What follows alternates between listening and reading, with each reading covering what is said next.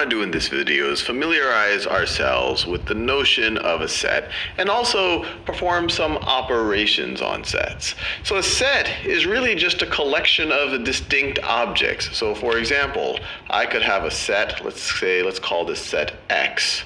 And let's say, and I'll deal with numbers right now, but a set could contain anything. It could contain colors, it could contain people, it could contain other sets, it could contain cars, it could contain farm animals, but the numbers will be easy to deal with just because, well, they're numbers. So let's say I have a set X, and it has the distinct objects in it, 3, the number 3, the number 12, the number 5, and the number 13. That right there is a set. I could have another set. Let's call that set Y. I didn't have to call it Y. I could have called it A. I could have called it Sal. I could have called it a bunch of different things, but I'll just call it Y.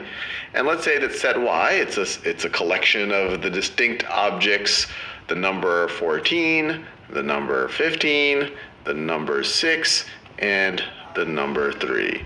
So fair enough. Those are just two set definitions. The way that we typically do it in mathematics is we put these little curly brackets around the objects that are separated by commas. Now let's do some basic operations on sets.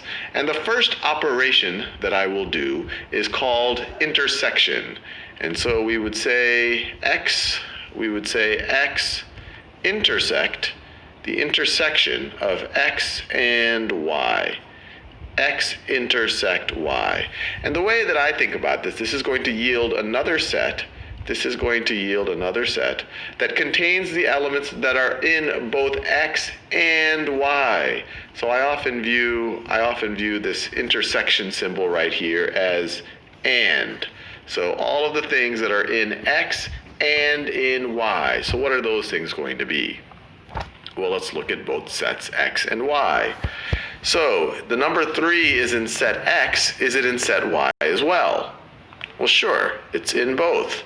It's in both, so it will be in the intersection of X and Y. Now, the number 12, that's in set X, but it isn't in at Y, so we're not going to include that. The number 5, it's in X, but it's not in Y. And then we have the number 13 is in X, but it's not in Y. And so over here, the intersection of X and Y is the set that only has one object in it. It only has the number 3.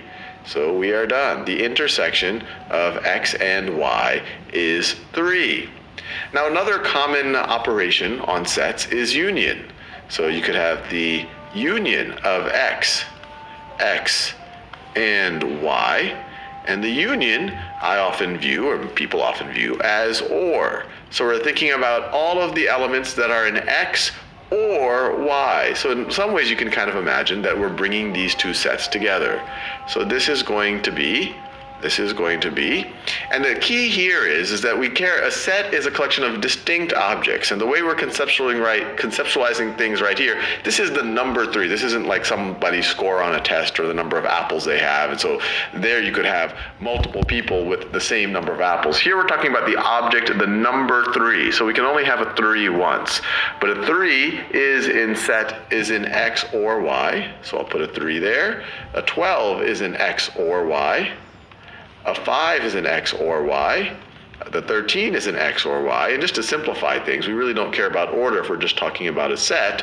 I've just put all of the things that are in set X here. And now let's see what we have to add from set Y. So we haven't put a 14 yet, so let's put a 14. We haven't put a 15 yet. We haven't put the 6 yet. And we already have a 3 in our set. So there you go. You have the union of X and Y. And one way to visualize sets and visualize intersections and unions and more complicated things is using a Venn diagram. So let's say this whole box you could view that as the set of all numbers. So that's all the numbers right over there. We have set X. I'll just draw as a circle right over here, and I could even draw the elements of set X. So you have 3 and 5 and 12, 3, 5, 12, and 13. And then we can draw set Y. And notice, I drew a little overlapping here because they overlap at 3. 3 is an element in both set X and set Y. But set Y also has the numbers 14, 15, and 6. And so when we're talking about X intersect Y, we're talking about where the two sets overlap. So we're talking about this region right over here. And the only place that they overlap the way I've drawn it is at the number 3. So this is X intersect Y, and then X union Y is the combination of these two sets. So X union Y is literally everything right here that we are combining. Let's do one more example just so that we make sure we understand intersection and union. So let's say that I have set A, and set A has the numbers 11, 4, 12, and 7 in it. And I have set B, and it has the numbers 13, 4, 12, 10, and 3 in it. So first of all, let's think about what let me do that in A's color. Let's think about what A intersect B is going to be equal to. Well, it's the things that are in both sets. So I have 11 here, I don't have an 11 there. So that doesn't make the intersection. I have a 4 here, I also have a 4 here. So 4 is in A and B, it's in A and B. So I'll put a 4 here. The number 12, it's in A and B, so I'll put a 12 here. Number 7's only in A, and then number 13, 10, and 3 is only in B, so we're done. 4 and 12, the set of 4 and 12 is the intersection of sets A and B. And we could even, if we want to, we could even label this as a new set. We could say set C is the intersection of A and B, and it's this set right over here. Now let's think about union. Let's think about I want to do that in orange.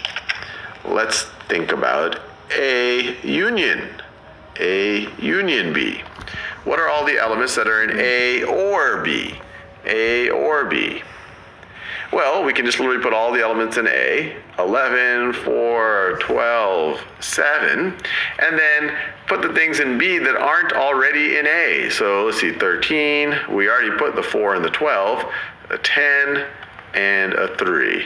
And I could write this in any order I want. We don't care about order if we're thinking about a set. So this right here is the union.